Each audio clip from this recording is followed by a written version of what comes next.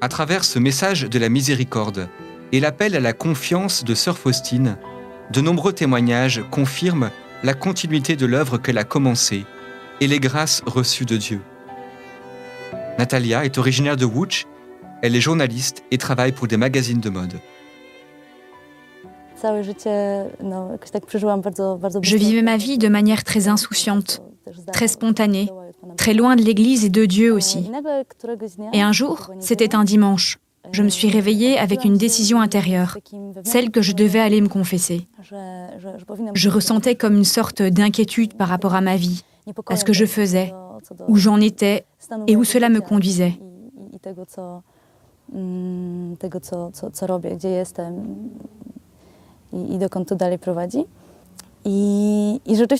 J'ai vu avec un très grand étonnement et une très grande horreur intérieure que malgré le fait d'être quelqu'un de bien, qui n'a jamais fait de mal, en réalité j'avais transgressé chacun des 10 commandements, l'un après l'autre, vraiment, réellement.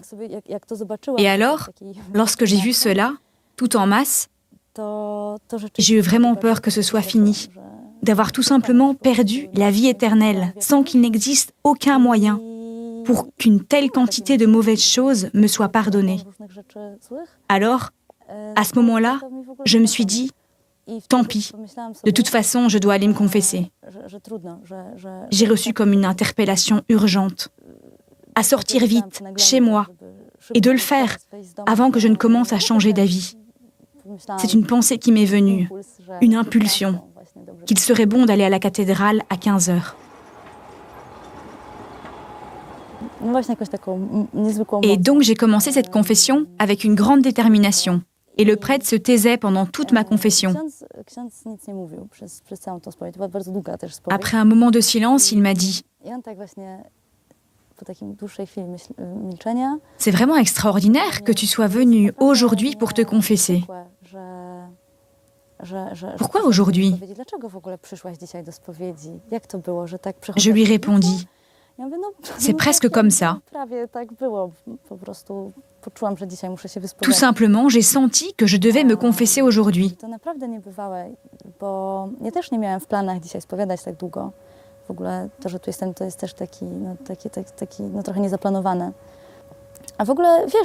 Et tu sais ce que nous fêtons aujourd'hui dans l'église ?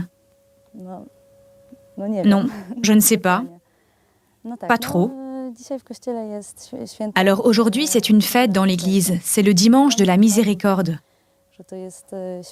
Il m'a donc expliqué que c'est une fête établie grâce aux efforts de Sainte Faustine, qui, quand elle habitait à Łódź, avait l'habitude de venir justement à la cathédrale pour prier et aller à la messe.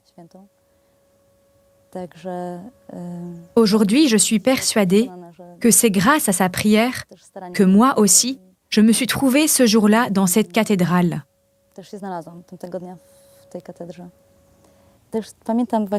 Et je me rappelle aussi d'une joie incroyable et d'une sensation de légèreté. Surtout une joie lorsque je sortais de l'église. Et la conviction que Jésus est avec moi. Tout simplement, qu'il est là, qu'il est dans mon cœur, qu'il se réjouit avec moi. Il revenait vraiment avec moi à la maison et cela était quelque chose de très beau. C'était un tournant dans ma vie. En fait, lorsque nous nous imaginons ce que c'est que la miséricorde de Dieu, nous n'avons pas de moyens pour l'imaginer de façon vraie. Et donc, la miséricorde de Dieu est comme une bombe d'amour. Les mots me manquent pour le dire.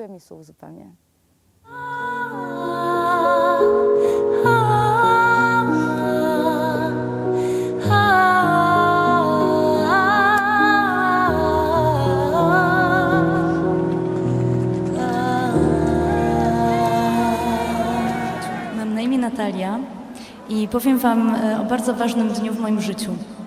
To było 15 kwietnia 2012 roku.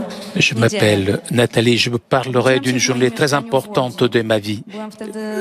Le 15 avril 2012, un dimanche, je me suis réveillé dans mon appartement de Łódź.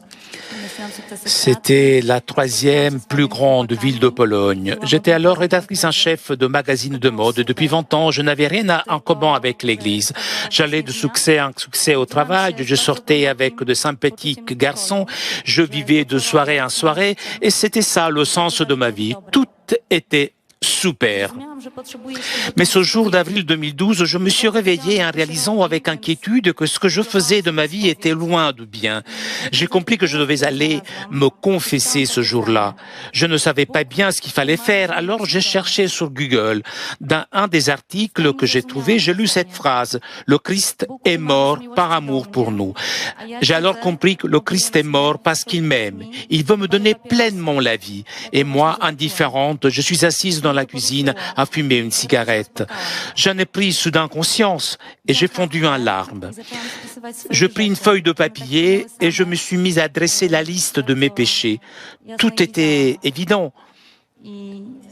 Il me sautait aux yeux et je m'aperçus que j'avais violé tous les 10 commandements. Je sentais le besoin de parler à un prêtre. J'ai trouvé sur Internet qu'à 15 heures, il y aurait la possibilité de se confesser à la cathédrale. J'ai couru à la cathédrale, mais j'avais peur que le prêtre ne me dise « Tes péchés sont trop lourds, je ne peux rien pour toi ». Malgré cela, je pris mon courage à 2 mains et je me rendis au confessionnal. J'ai tout raconté et j'ai beaucoup pleuré. Le prêtre ne disait rien. Quand je avais fini, il me dit « C'est une très belle confession. Je ne savais pas du tout ce qu'il voulait dire par là. Il n'y avait rien de beau dans tout ce que je lui avais raconté. Tu sais que quel jour sommes-nous aujourd'hui, dit-il, le dimanche de la miséricorde. Sais-tu quelle heure est-il? Il est 15 heures passées. C'est l'heure de la miséricorde. Sais-tu où tu te trouves? Dans la cathédrale, là où sœur Faustine priait quotidiennement. Quand elle habitait encore à Lodz, c'est justement à elle que le Seigneur a dit qu'en ce jour, il pardonnerait tous les péchés, quels qu'ils soient. Tes péchés sont pardonnés, ils ont disparu. Ne retourne pas vers eux, n'y repense plus. C'était des mots très forts. Pourtant, en allant me confesser, j'étais persuadé que j'avais perdu la vie éternelle de façon irréversible. Et pourtant, j'ai entendu que Dieu a effacé que ce que j'avais fait du mal dans ma vie pour toujours, que depuis toujours il m'attendait et avait choisi le jour de cette rencontre avec lui. Je sortis de l'église comme d'un champ de bataille, atrocement fatigué mais réjoui, avec le sentiment de victoire et la conviction que Jésus rentrait chez moi, avec moi. Durant ces jours dernières années, j'ai préparé les JMJ à Lodz pour que les autres puissent vivre l'expérience que moi-même j'ai vécue. La miséricorde de Dieu est pleine de vie et jusqu'aujourd'hui, elle perdure. J'en suis le témoin et je souhaite la même chose à chacun d'entre vous. Jezu, ufam Tobie. Jésus, j'ai confiance en toi.